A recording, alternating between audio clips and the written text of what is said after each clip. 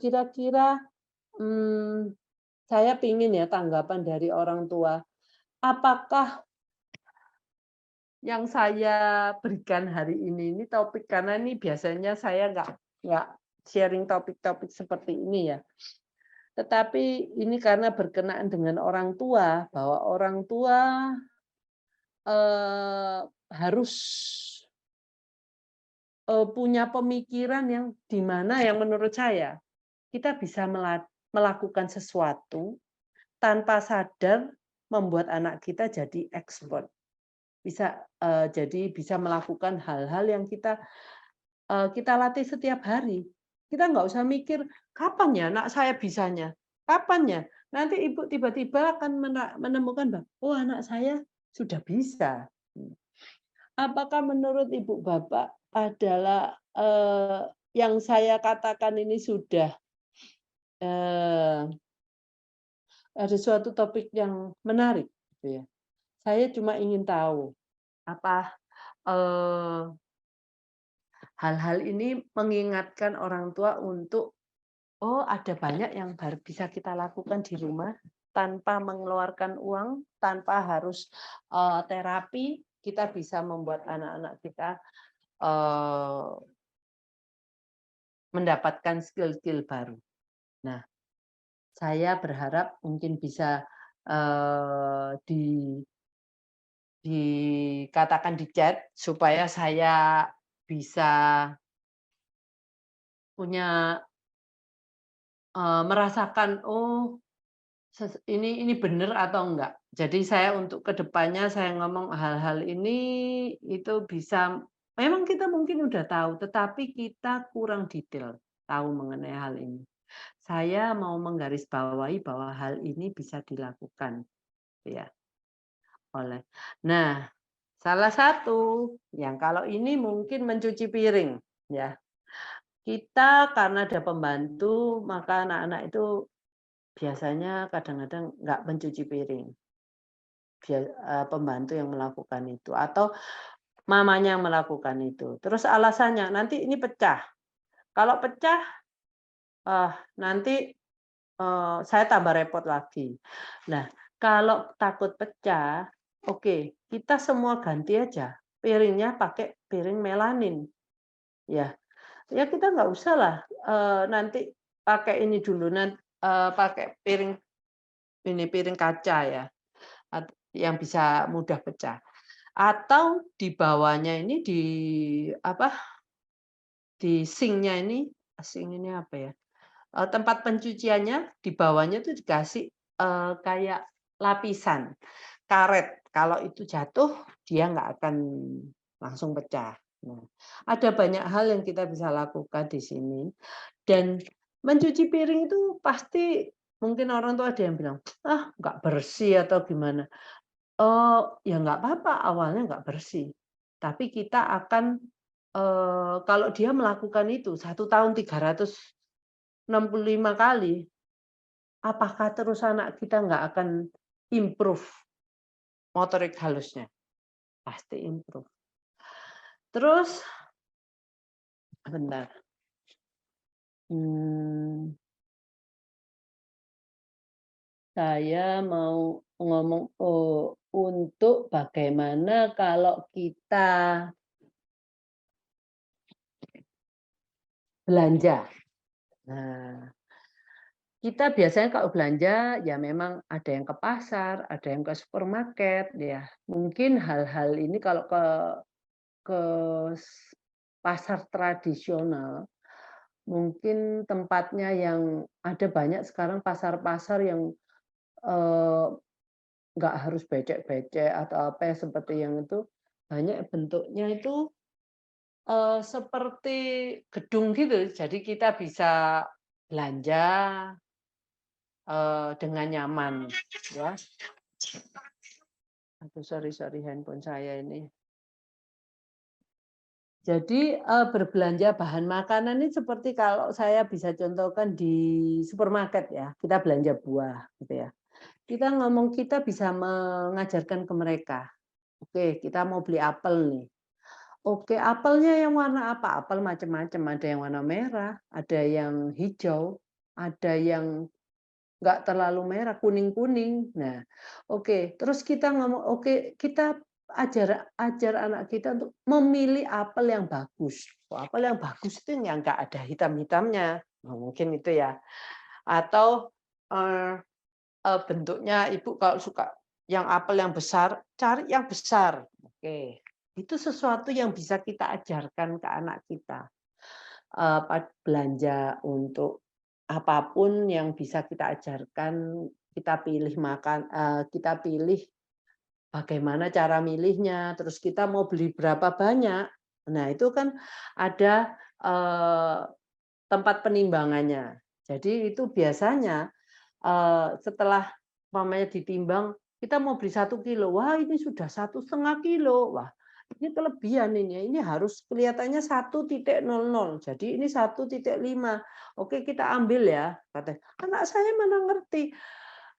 Itu memang kalau kita menerangkan seperti anak-anak pada umumnya, lama-lama dia pasti ngerti lah. Satu, dia ngomong mungkin ibu bawa 1 kilo. Ini harus ditulis satu. Oke, kita ambil. Oke, ini kebanyakan. Kita ambil beberapa untuk menjadikan itu 1 kilo.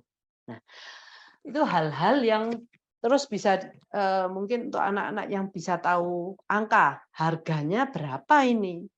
Oh, 1 kilo dapat berapa? Nah, itu hal yang, bisa kita, jadikan satu conversation. Jadi kadang-kadang ada orang tua kan banyak, "Saya kalau mau sama anak saya mau ngomong apa, saya tuh bingung." Nah, ini bisa kita lakukan. Jadi jangan, tidak ngomong dengan anak kita dengan pemikiran, "Anak saya mana ngerti sih," gitu ya. Hal itu yang mungkin Eee, bisa jadi tambahan. Jadi berbelanja ini macam-macam. Nah, jadi mungkin sebelum pergi berbelanja, Ibu juga sudah menyiapkan list belanjaan apa aja yang harus dibeli. Kalau anaknya belum mengerti tulisan apel, ya kita kasihlah gambar apel, ya. Mungkin Ibu, belinya bukan berdasarkan kilo, Ibu ngomong apel 3 biji. Untuk anak yang nggak ngerti 3, ya gambarin apelnya ada 3, gitu. Itu simplified ya, apa yang harus kita anukan. Jadi umpamanya, Ibu nggak ngerti gimana ya, do it, just do it. Jadi kita sebisa mungkin menerangkan ke mereka, sebisa mungkin kita buat sesuatu yang bisa mereka mengerti.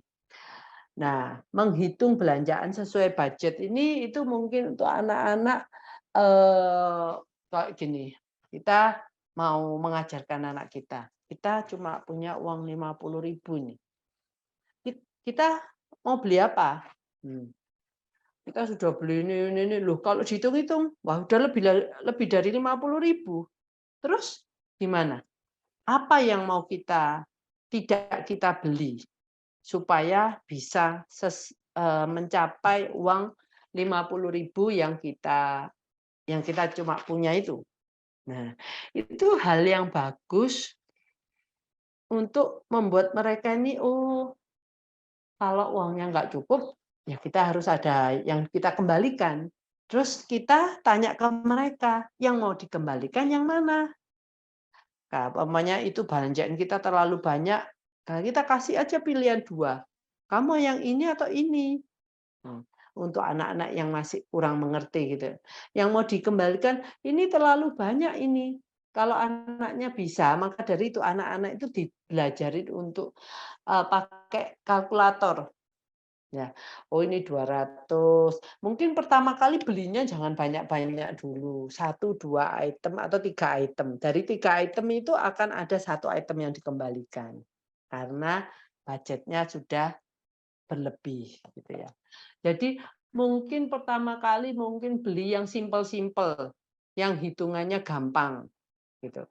Jadi Kita kan udah tahu bahwa oh ini kita udah ngerti ini lebih dari 50.000. Nanti yang ini harus dikembalikan. Kita nanti akan beli next visit. Itu semua juga membuat anak-anak itu bisa belajar apa ya, perilakunya itu bisa menerima sesuatu hal yang tidak bisa kita dapatkan saat ini. Gitu ya. Jadi dia berpikir, oh jadi ada nggak apa-apa ya, kita tidak beli saat ini, next kita bisa beli beli hal itu, membeli hal itu. Jadi tidak harus hari ini kita semua kita beli gitu ya.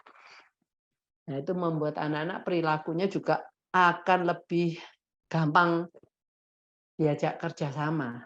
Gitu ya. Oke, saya lihat chat dulu mungkin.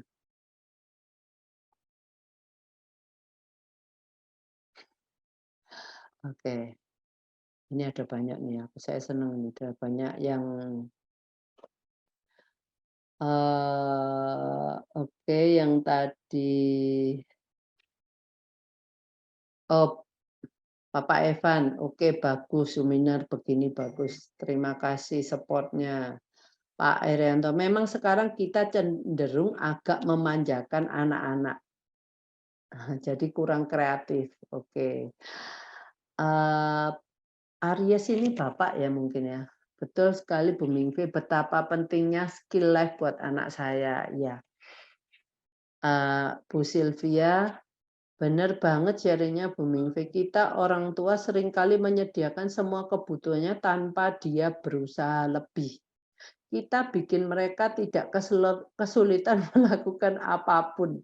Jadi mereka tidak mandiri. Terus kalau kita ajari, seringkali lama-lama kita gak sabar karena prosesnya lama. Iya benar juga.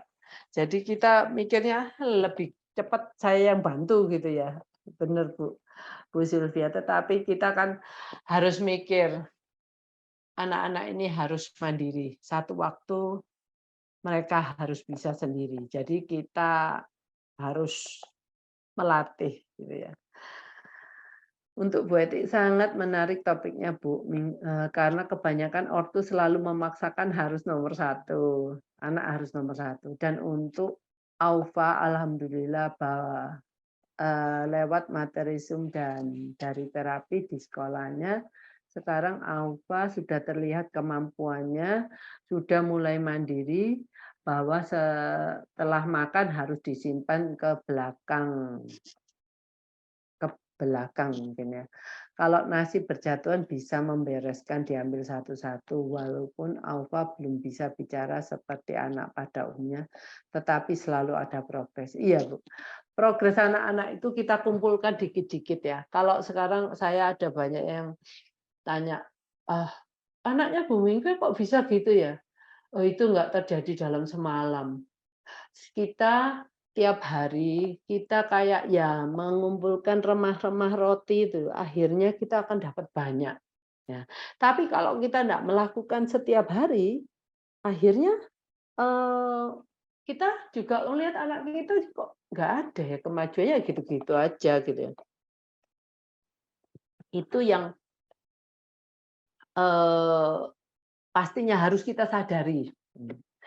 Saya senang karena hal ini tuh bisa membuat orang tua itu, kita pun manusia ya, kadang-kadang kita itu ada kesibukan setiap hari, jadi kita akhirnya lupa yang mana yang harus kita lakukan untuk melatih skill-skill anak kita yang bisa kita latih setiap hari. Bu Mama Aldi, sangat bermanfaat Bu. Saya pribadi baru menyadari begitu lalanya saya dalam melatih kemandirian Aldi. Hanya karena Aldi jangan kotor atau belepotan makanan di lantai atau baju. Jadi selalu saya yang ambilkan dalam segala hal. Oke, thanks to me. Ya, saya senang sekali kalau memang hal ini kadang-kadang sesuai dengan apa yang saya pikirkan ya. Memang ini awalnya untuk anak-anak biasa, tetapi saya pikir nggak melulu harus dengan anak-anak yang biasa dari ide ini bisa kita kembangkan untuk anak-anak kita yang spesial. Terus dari Bu Kiana Liora, sangat bermanfaat Bu Mingve, bisa menjadi contoh untuk kami menerapi anak sendiri di rumah. Iya benar.